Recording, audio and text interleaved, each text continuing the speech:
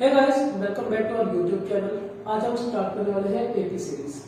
तो AP series को study करने से पहले हम जानेंगे कि एपी सीरीज एक्चुअली है क्या, हम क्यों स्टडी कर रहे हैं, इसमें होता है कि एपी सीरीज का नेचर क्या है।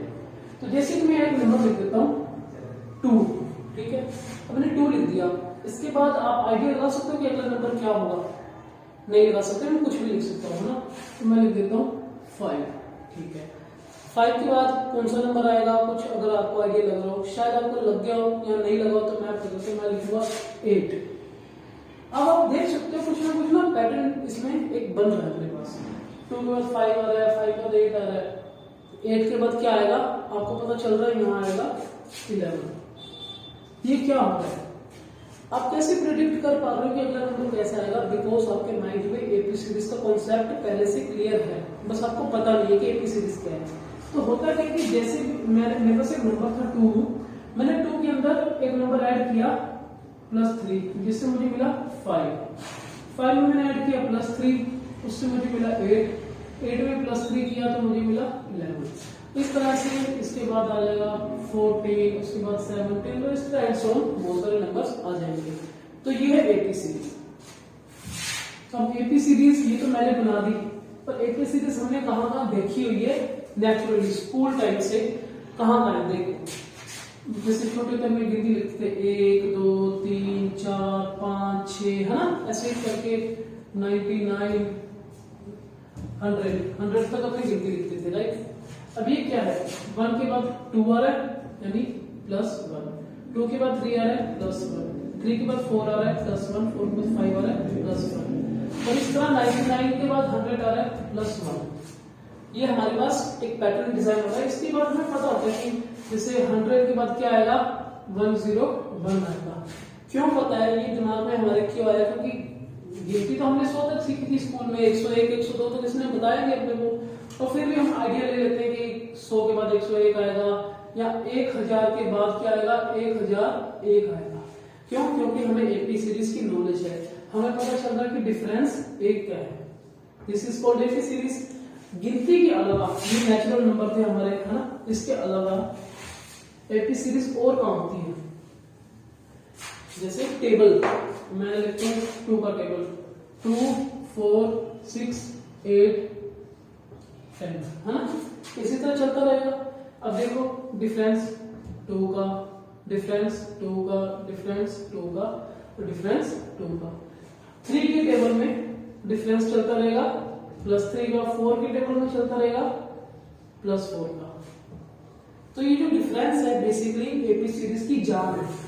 एपी सीरीज के अंदर सिर्फ 2 ही चीज अगर हमें पता है, जो स्टार्टिंग का नंबर और जो डिफरेंस है, या जो नंबर हम रेगुलरली ऐड कर रहे हैं, अगर हमें सिर्फ ये 2 चीजें पता है तो हम क्या कर सकते हैं? हम एपी सीरीज डिजाइन कर सकते हैं। अब ध्यान से देखते हैं। जैसे जो पहला नंबर है, ठीक है, उसे हम कहते हैं ए, ठीक है।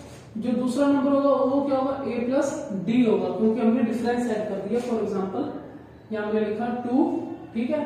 अब 2 के अंदर मैंने 2 ऐड कर दिया, अब ये 2 सेम चलेगा अपने पास, ये क्या हो गया? 4, ठीक है। फिर a के बाद 2d आ जाएगा, 2 बार d ऐड करेंगे, 2 + 2 + 2 यानी 6 आ गया। तो इस तरह से हमारे पास ये पैटर्न बन गया 2 4 6, जैसा कि आप देख सकते हो 2 का टेबल भी लग रहा है ये। तो ये कैसे हो रहा है कि यहाँ अकेला 2 था, ठीक है, उस a के अंदर हमने एक d यानी डिफरेंस ऐड किया तो 2 + 2, और वैसा उसी a के अंदर 2 बार d ऐड किया यानी 2 + 2, 2 बार ऐड किया तो हमारे पास 6 आ गया।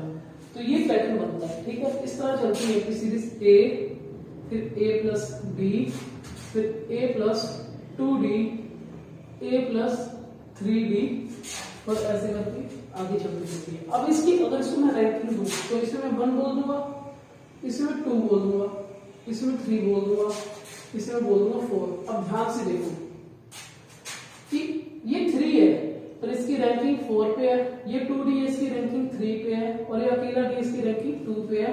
तो जिसमें d नहीं है उसकी रैंकिंग 1 पे है ना। हमारे पास मान लो एक नंबर दे रखा है 2 दे रखा है, फॉर एग्जांपल हम 2 से लेके चल रहे हैं। अब यहाँ 2 है और मुझे एक d दे रखा है, वो हो सकता है अपना मान लो 3 दे देते हैं, ठीक है। यानी 2 के बाद आएगा +3 5, फिर 8, फिर उसके बाद आ जाएगा 11, है ना, फिर 14, इस तरह चल जाएगा।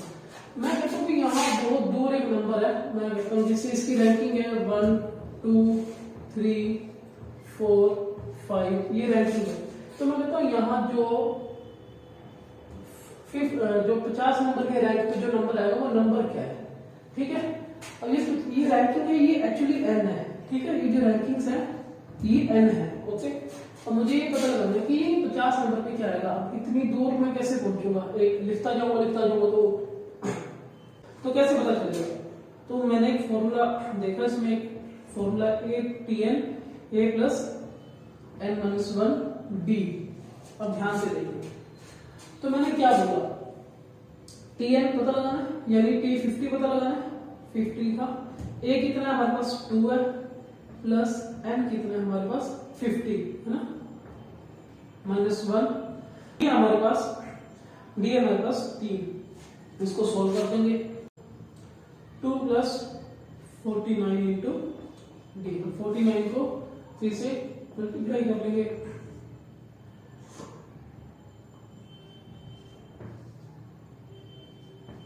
147, 2 + 147 यानी 149। तो यहाँ जो नंबर आएगा वो होगा 149, ये नंबर होगा। अब ये क्या किया मैंने, यहाँ मैंने लिखा n-1d, ये क्यों लिखा, याद है मैंने आपको बोला था कि जैसे जो दूसरे रैंक पर है वो क्या है a+d, जो तीसरे रैंक पे वो क्या है a+2d, जो चौथे रैंक पे वो क्या होगा a+3d। यानी जो रैंकिंग है d उससे हमेशा कम होता है ना। तो फॉर्मूला क्या, मुझे n रैंक वाली चीज चाहिए थी, तो उसका d क्या होगा, वो n-1 होगा, n से एक